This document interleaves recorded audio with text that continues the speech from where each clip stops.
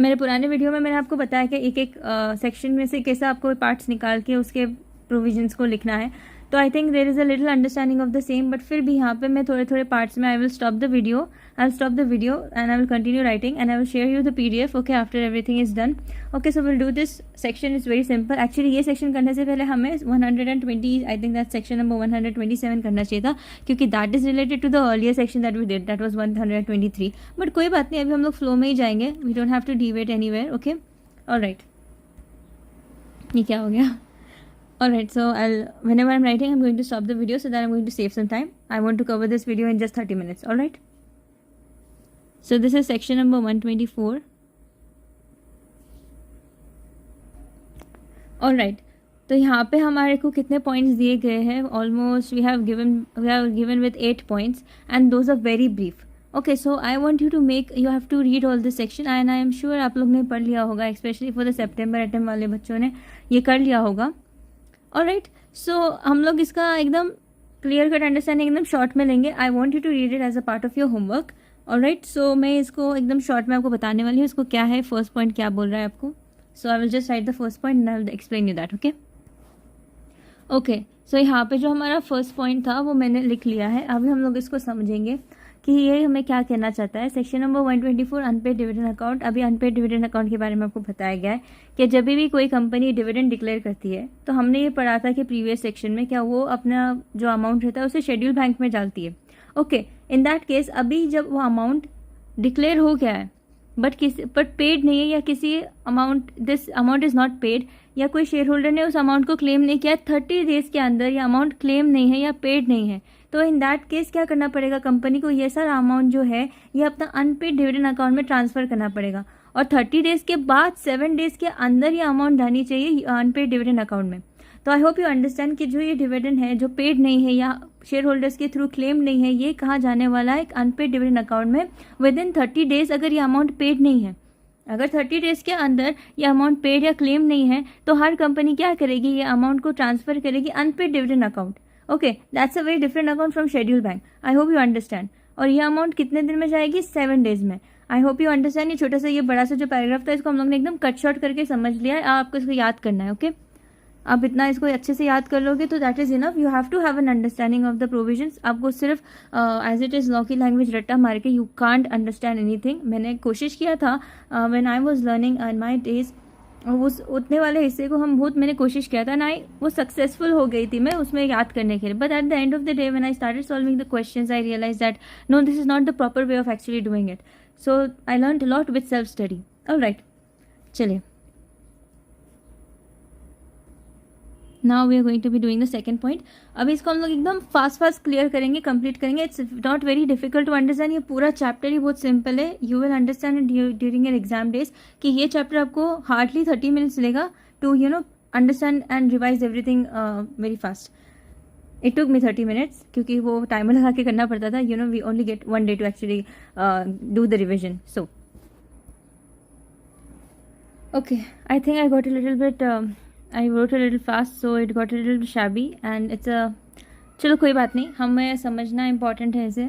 I got a little distracted तो थोड़ा hand writing पे इफेक्ट हो गया. It's not an issue. Okay, so what is the second point saying? Second point हमें बता रहा है कि हमारे को that is preparing of the statement of the unpaid dividend.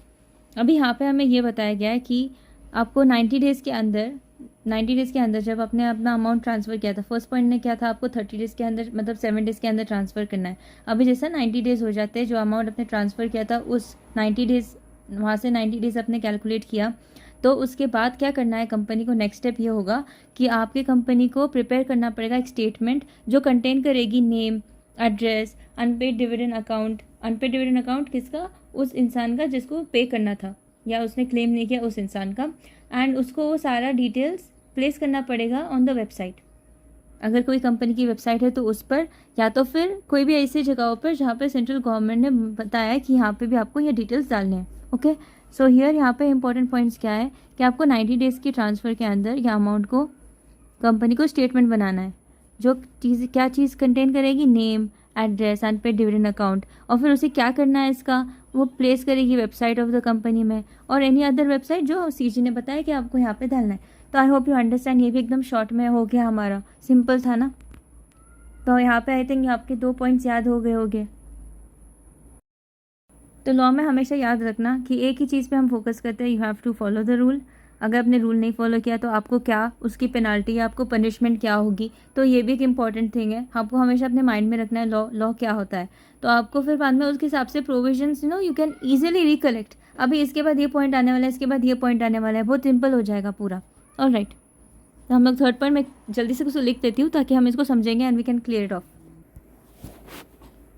Okay, so the third point यहाँ पे ये बताया गया है। अभी यहाँ पे हम लोग पनिशमेंट की तरफ जा रहे हैं। Okay, so we are doing the punishment अभी। तो यहाँ पे वो बोल रहा है कि अगर आपने कोई डिफ़ॉल्ट किया है, अगर कोई कंपनी ने डिफ़ॉल्ट किया है ट्रांसफ़र करने के लिए अमाउंट अनपेड डिविडेंड अकाउंट को, तो उस कंपनी को पे करना पड़ेगा इंटरेस्ट। कितना परसेंट देना पड़ेगा इंटरेस्ट? 12% पर एनम देना पड़ेगा। कहाँ, कभी से? From the date of such default. Default हुआ है उस दिन से आपको कैलकुलेट करना पड़ेगा इंटरेस्ट कितने रेट पे? 12%। ओके, सो ये कंपनी की पनिशमेंट होगी। और अभी ये कंपनी जो इंटरेस्ट कलेक्ट होगा, तो ये इंटरेस्ट क्या चीज़ के लिए यूज़ होगा? ये इंटरेस्ट बेनिफिट करेगा उन शेयर होल्डर्स को जिनको अमाउंट नहीं मिली, जिनको डिविडेंड अमाउंट नहीं मिला। ऑलराइट, सो ये एकदम शॉर्ट में हो गया हमारा। कितना छोटा पॉइंट था और इतना लंबा पैराग्राफ इसका दिया गया है। It's very simple. I told you right, when you start writing, when you start understanding ना, तो it becomes very simple. Alright, we are going to the fourth point. Okay, so the fourth point I went ahead and wrote the fifth point as well, so you can write it after while I'm explaining. All right, so here what is the fourth point saying? The fourth point is saying you that the claimant shall apply to the company concerned for payment of the money so claimed. So here it is saying that कि claimant जो है, जो जिन लोगों का amount आपने transfer किया है, company ने ट्रांसफ़र किया है to the unpaid dividend account, अभी वो अमाउंट को अगर जो जिन लोगों को अमाउंट मिलनी चाहिए थी उन लोगों का अमाउंट सारा ट्रांसफ़र हो चुका है, तो अभी वो कहाँ पे जाएंगे? तो ये लोग जाएंगे कंपनी के पास और लोग अप्लाई करेंगे कंपनी को कि हमारा जो अमाउंट है वो हमें चाहिए। तो in that case they can apply to the company and उनको वो सारा अमाउंट कंपनी के थ्रू मिल जाएगा। Okay, so this is also one way. So we have completed this much. Alright, now the next part is something related कि मतलब अभी अगर समझो हमने ये अमाउंट को कंपनी के पास अनरिमेड, इट इज़ नॉट, ये क्लेम नहीं हुआ है या पेड नहीं हुआ है, इन that case what is the next effect. Okay, अब ये फिफ्थ वाला पॉइंट ऐसा है कि मतलब अगर कोई भी अमाउंट अनपेड है फॉर 7 years, अभी आपने अनपेड डिविडेंड अकाउंट में आपने अमाउंट जो ट्रांसफ़र किया है और यहाँ पे से अगर वो अमाउंट ट्रांसफ़र जो हो चुकी है वो अनपेड है फ्रॉम 7 years तक अनपेड है ये अमाउंट, तो अभी क्या करेगी कंपनी? तो इन दैट केस ये अभी एक स्पेशल अकाउंट में जाएगी। अभी अनपेड डिविडेंड अकाउंट तो हम लोग अभी तक फॉलो कर रहे थे, but now it will be transferred by the company along with interest. जो इंटरेस्ट एक्यूमुलेट हो गया था उसके साथ ये अमाउंट जाएगी IPF अकाउंट में। IPF क्या है? इन्वेस्टर एजुकेशन प्रोटेक्शन फंड है। तो इन्वेस्टर एजुकेशन प्रोटेक्शन फंड में ये अमाउंट आपको पूरी ट्रांसफ़र करनी है। कितने सालों में? With in 7 years। ऑलराइट, और वो अथॉरिटी जो है वो आपको क्या करेगी? कंपनी को इशू करेगी रिसिप्ट। वो रिसिप्ट एक एविडेंस रहेगा कि आपने अमाउंट ट्रांसफ़र किया है। Alright, so this is your fifth point. So I hope you understand this transfer to IPF account. Okay, so यहाँ पे जो फिफ्थ और सिक्स पॉइंट है ना, थोड़ा सा कन्फ्यूजन है, तो मैं आपको पहले एक शॉर्ट में बता देती हूँ कि ट्रांसफ़र टू IPF, यहाँ पे IPF में हमने फिफ्थ पॉइंट में अमाउंट को ट्रांसफ़र किया था। वही similarly in the second point हम क्या ट्रांसफ़र करने वाले हैं? यहाँ पे भी शेयर्स ट्रांसफ़र करेंगे जो रिमेन अनपेड है।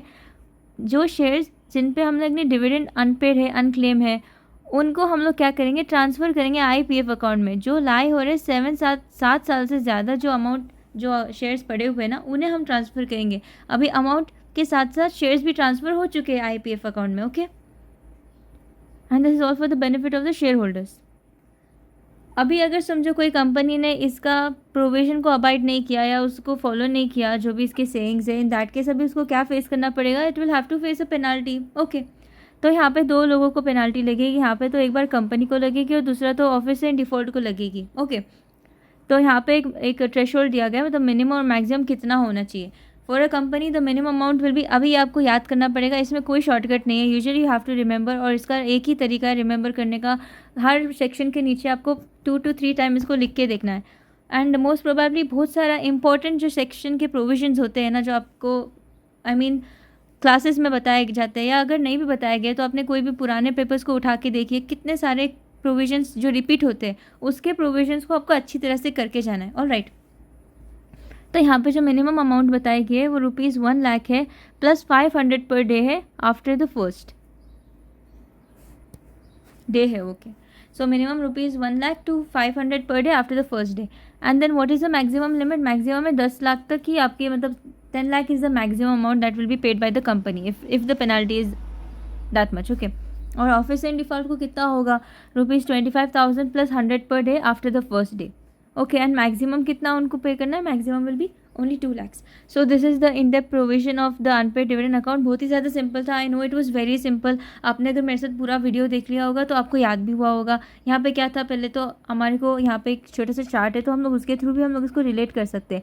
कोई भी डिक्लेयर हो चुका है dividend and that is not paid और not claim within 30 days, तो एकदम मैं आपको शॉर्ट में ना ये चार्ट के थ्रू ही बता रही हूँ. I am not even referring my notes. Okay, I am not even referring my notes but I am just showing you here. तो यहाँ पे क्या बताया गया है, यहाँ पे जो डिक्लेयर डिविडेंड है उसे हम लोग ने, जो कंपनी ने डिविडेंड को डिक्लेयर करा है उसको विद इन 30 days के अंदर अगर वो पेड नहीं है, क्लेम नहीं है, तो कंपनी क्या करेगी, विद इन 7 days वो एक शेड्यूल बैंक, मतलब एक डिफरेंट बैंक अकाउंट में ट्रांसफ़र करेगी. उस बैंक अकाउंट का नाम क्या होगा? Unpaid dividend account. ओके. और अगर वो कंपनी, अभी क्या हो गया, उसने ट्रांसफ़र कर दिया, इसके बारे में बताया गया. अभी आपको थर्ड पॉइंट में ये बताया गया था पेनाल्टी क्या है, वो क्या पनिशमेंट उसको होगा अगर उसने नहीं किया तो उसको इंटरेस्ट पे करना पड़ेगा 12% per annum from the date of the delay. मतलब जिस दिन उसने डाला नहीं था उस दिन से उसको वो पेनाल्टी लगना शुरू हो जाएगी. ओके. और फिर विद इन 90 days, अभी 90 days के अंदर क्या कंपनी करेगी? हम लोग ने क्या सीखा था यहाँ पे, देखो वो स्टेटमेंट बनाने का सीखा था ना. थर्ड पॉइंट हो गया, यहाँ पे फोर्थ पॉइंट था. ये तो क्लेमेंट के बारे में. क्लेमेंट इवन मैं पॉइंट शायद भूल गई. यहाँ पे इवन IPF अकाउंट में से भी एक क्लेमेंट जाके डायरेक्टली उन लोग से वो अकाउंट अपना अमाउंट ले सकता है. They can claim that amount from them. Okay, they don't have to come to the company now. So transfer to the IPF account. Okay. So before that the company यहाँ पे क्या करेगी, company एक statement बनाएगी 90 days के अंदर, और वो स्टेटमेंट क्या रखेगा, स्टेटमेंट में क्या क्या डिटेल्स होंगे, वो जिसमें नेम होगा या एड्रेस होगा या अनपेड डिविडेंड अमाउंट, ये सारे डिटेल्स किसके होंगे, शेयर होल्डर के होंगे. वो सारा कुछ क्या करेगी, वेबसाइट पे डालेगी या उसको कोई भी एनी अदर वेबसाइट जो सेंट्रल गवर्नमेंट ने बताया गया है उसमें डालना है. तो इन दैट केस उसको उधर क्लियर करना पड़ेगा.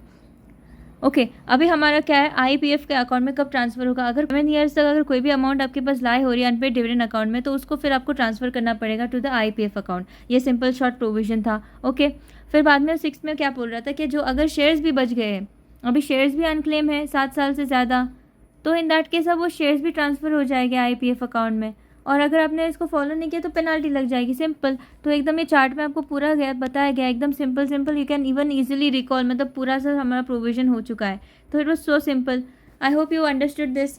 मेरे को अच्छा लगा. अगर आपको समझ में आ गया तो you can just write it in my comment section कि हाँ हम लोग को समझ में आ गया. If you want more then you are free to tell me. Okay. हम लोग कोशिश करेंगे कि बाकी के सारे सेक्शंस के प्रोविजंस भी हम कंप्लीट करेंगे. या so it's a very short chapter. It's very simple. मतलब इतना इंटरेस्टिंग चैप्टर है. For me exam point of view also I think it's very important. इसमें से क्वेश्चन आते हैं. So that's it. I'll give you the link for the notes in my description box and I'll meet you with a lot more. Thanks for watching. Bye bye.